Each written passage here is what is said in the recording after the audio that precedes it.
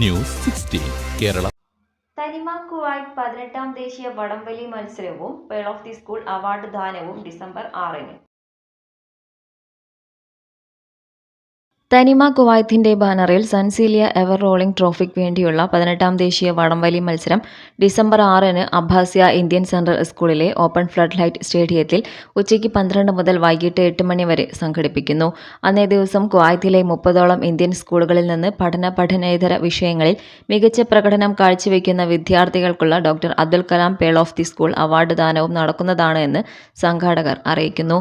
മാസങ്ങളോളം പരിശീലനത്തിൽ ഉള്ള 20-ൽ പരം ടീമുകൾ മാറ്റുരയ്ക്കുന്ന മത്സരത്തിൽ ഇത്തവണ ആദ്യമായി ലോകത്തിന്റെ വിവിധ ഭാഗങ്ങളിൽ നിന്നുള്ള വടംവലി കായിക താരങ്ങൾ പങ്കെടുക്കുന്നു എന്നതും സവിശേഷതയാണ്.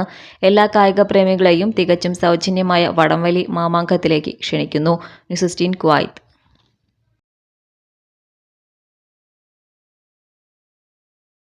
പക്ഷമില്ല, വിവേചനമില്ല. നേരിനൊപ്പം, നാടിനൊപ്പം, നാട്ടുകാർക്കൊപ്പം. News 16 Kerala channel.